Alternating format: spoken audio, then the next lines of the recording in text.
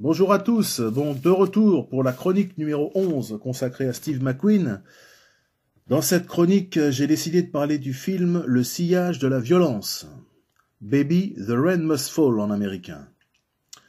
Film réalisé en 1964 d'une durée d'environ 1h30, ce film est en noir et blanc.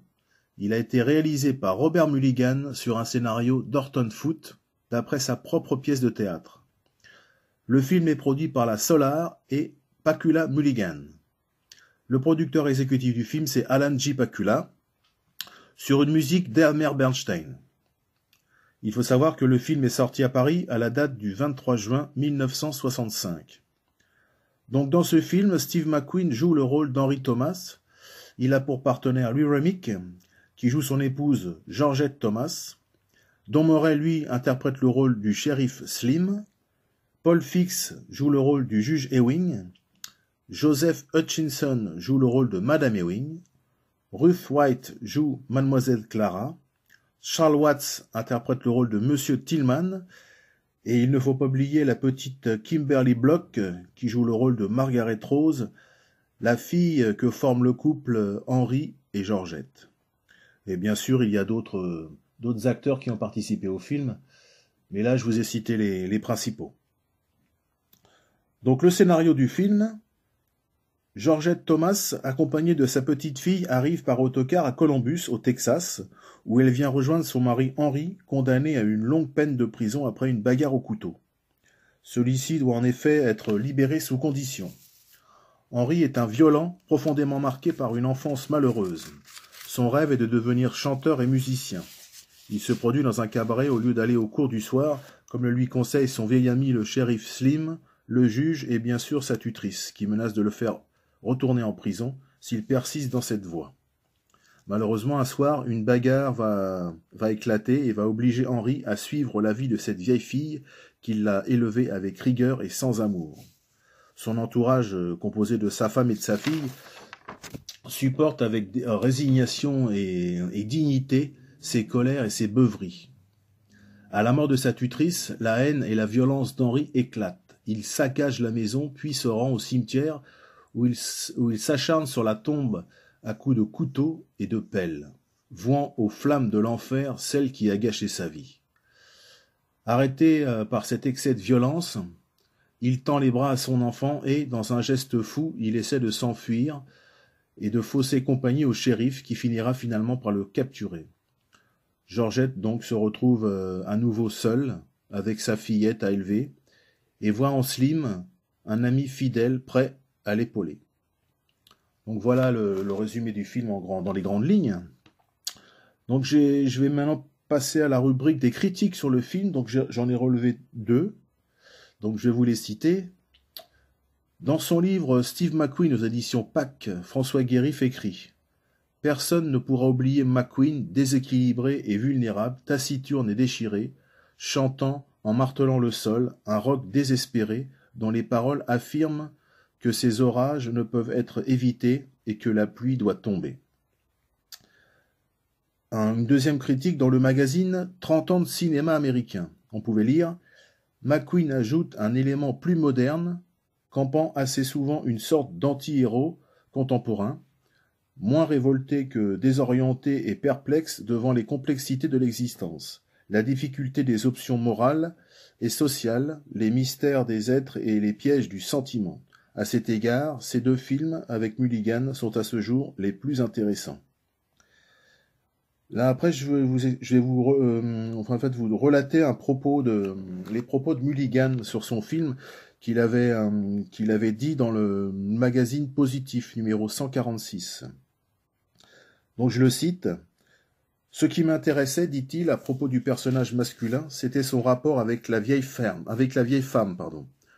Toute l'aberration de son comportement, car son histoire avait une réalité à l'époque.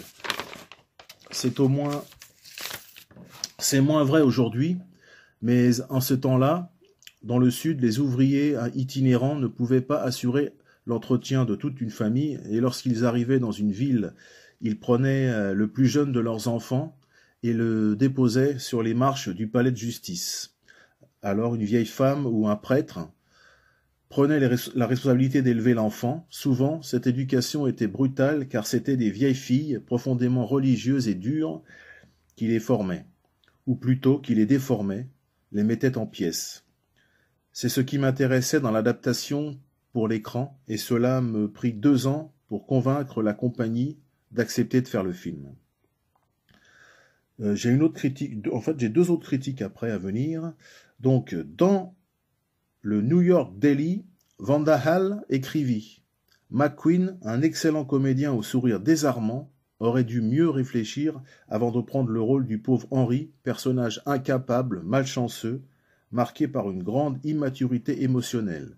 Cet acteur plein de vitalité n'a tout simplement pas le type pour incarner un homme qui souffre depuis si longtemps. » Donc une dernière critique. Dans le magazine Variety, il était écrit « Les plus grands atouts du film sont les excellentes prestations de ses vedettes et sa force émotionnelle qui perdure. Steve McQueen est parfaitement à sa place dans le rôle du chanteur de rockabilly irresponsable.